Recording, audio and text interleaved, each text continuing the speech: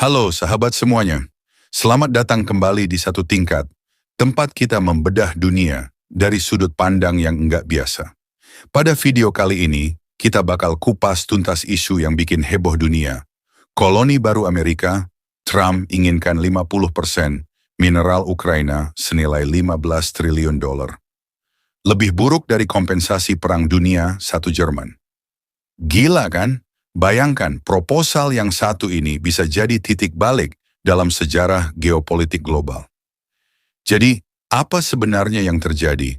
Di balik pertemuan rahasia negosiator dari Rusia dan Amerika Serikat di Arab Saudi, ada pembicaraan penting yang tak hanya menyentuh soal keamanan, tapi juga sumber daya alam Ukraina yang melimpah.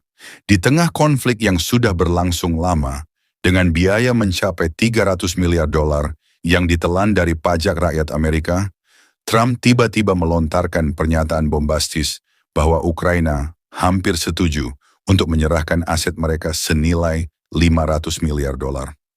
Serius, ini bukan sekadar angka, tapi juga cerminan dari ambisi yang tak terbayangkan untuk menguasai kekayaan alam sebuah negara.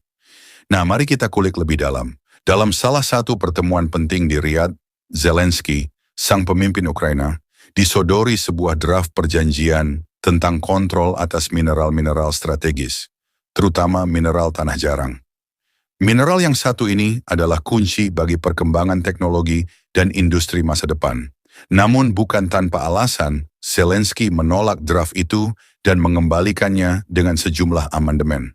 Kenapa?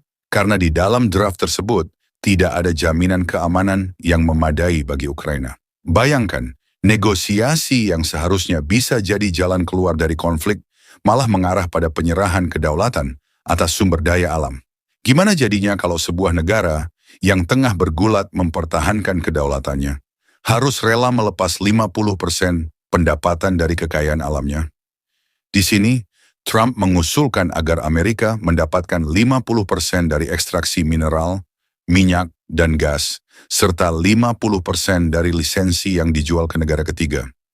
Bahkan, Amerika diberi hak veto atas pembelian mineral yang bisa diekspor dengan harga menguntungkan.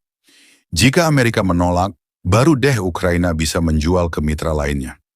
Secara teknis, proposal ini akan memberikan kendali penuh kepada Amerika Serikat atas infrastruktur penting seperti pelabuhan, jaringan transportasi, dan fasilitas energi di Ukraina. Kita harus bertanya, apa arti semua ini bagi rakyat Ukraina? Apakah ini bantuan yang ditawarkan untuk mengakhiri konflik, ataukah sebuah tipu muslihat untuk menjadikan Ukraina sebagai koloni modern? Di balik retorika jaminan keamanan dan bantuan militer, terselubung agenda kolonial baru yang sudah pernah kita lihat sejarahnya di Afrika. Dulu kekuatan Barat seperti Inggris, Belgia, dan Perancis mengeksploitasi sumber daya negara-negara Afrika demi keuntungan ekonomi mereka. Kini, dengan modus operandi yang lebih canggih, Amerika Serikat dikabarkan ingin menerapkan sistem yang mirip di Ukraina. Sebenarnya, di balik semua perhitungan ekonomi dan politik, tawaran ini menyimpan ironi yang luar biasa. Ingat reparasi Jerman pasca Perang Dunia II yang mencapai sekitar 400 miliar dolar selama 66 tahun. Nah, proposal Trump ini seolah membalikan keadaan dengan Ukraina harus membayar biaya kolonial yang bisa mencapai 15 miliar dolar setiap tahunnya tanpa batas waktu. Ini bukan sekadar beban finansial, tapi juga cermin dari hilangnya kedaulatan.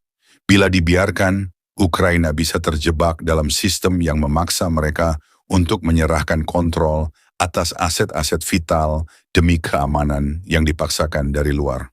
Sementara negosiasi antara Rusia dan Amerika berlangsung di Arab Saudi dengan janji-janji damai, agenda sebenarnya terselubung dalam bayang-bayang kepentingan ekonomi global. Negosiasi ini tidak hanya soal mengakhiri konflik, tetapi juga soal siapa yang akan menguasai masa depan ekonomi dan politik Ukraina. Bagaimana mungkin sebuah negara yang seharusnya berdaulat dan mandiri harus dipaksa untuk membuka pintu lebar bagi kekuatan eksternal yang mengincar sumber daya alamnya? Apakah ini pertukaran yang adil, ataukah justru sebuah bentuk penyerahan jati diri secara perlahan? Kita juga harus perhatikan bagaimana draft kontrak yang ditemukan oleh Telegraph pada 7 Februari 2025 membuka babak baru dalam kisah ini. Kontrak rahasia itu menyatakan bahwa Amerika Serikat dan Ukraina akan membentuk dana investasi bersama. Tujuannya? Agar pihak-pihak yang terlibat dalam konflik tidak mendapatkan keuntungan dari rekonstruksi Ukraina. Tapi, di balik kata-kata itu, tersirat niat untuk semakin mengikat Ukraina dalam kemitraan yang lebih merupakan eksploitasi daripada kerja sama sejati. Bayangkan sebuah dana investasi yang pada akhirnya bisa membuat Ukraina terus terbelenggu dalam skema ekonomi yang menguntungkan pihak asing. Di sini, kita harus mengakui bahwa setiap negosiasi internasional selalu memiliki dua sisi.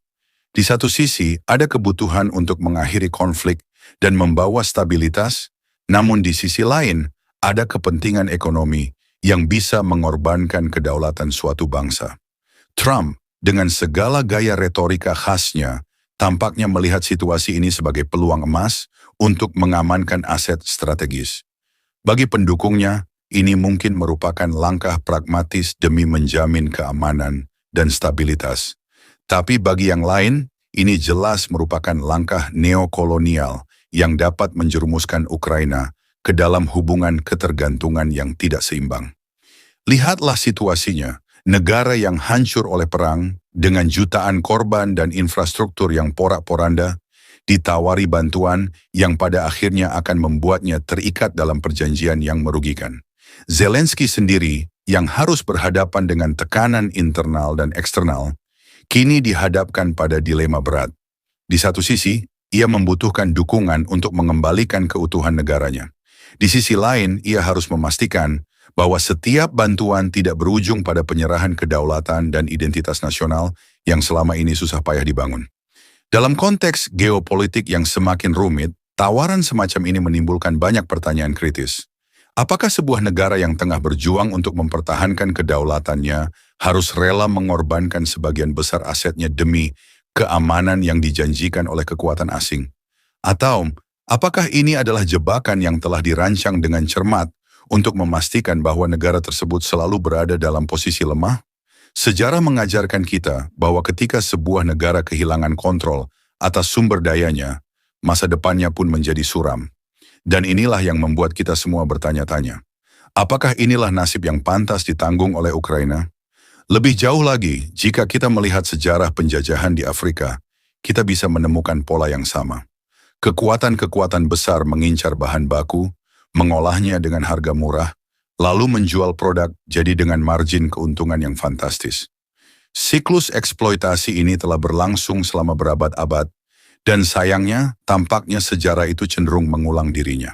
Kini Ukraina bisa saja menjadi korban dari permainan politik dan ekonomi global yang sama. Dengan ditawarkannya kontrol 50% atas mineral, minyak, gas, dan infrastruktur vital, Ukraina seolah-olah dipaksa untuk memasuki perjanjian yang lebih mirip dengan kolonialisme modern daripada kemitraan yang saling menguntungkan. Di balik semua perdebatan dan angka-angka fantastis ini, ada satu hal yang jelas. Masa depan Ukraina dipertaruhkan. Di tengah situasi konflik yang masih berkecamuk, rakyat Ukraina harus menghadapi kenyataan pahit bahwa kedaulatan mereka mungkin saja tercabik-cabik demi keuntungan politik dan ekonomi yang tampak menggiurkan di atas kertas.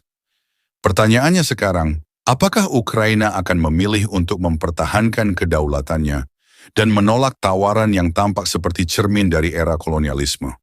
Ataukah dalam keputusasaan dan tekanan eksternal, mereka akan terpaksa menyerahkan bagian besar dari warisan alam dan identitas nasionalnya?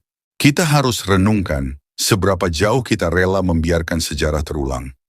Apakah benar bahwa bantuan militer dan jaminan keamanan yang ditawarkan oleh kekuatan besar harus datang dengan harga yang begitu tinggi, yakni pengorbanan kedaulatan dan aset vital bangsa?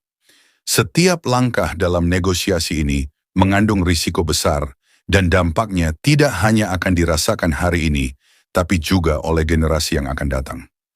Jadi bagaimana menurut kalian?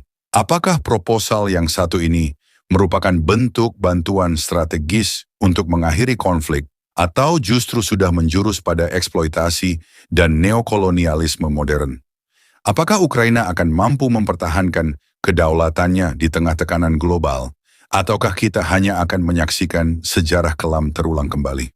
Silakan berikan pendapat kalian di kolom komentar.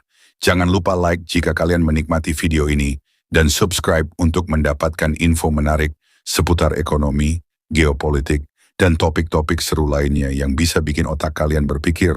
Sampai jumpa di video berikutnya. Salam satu tingkat.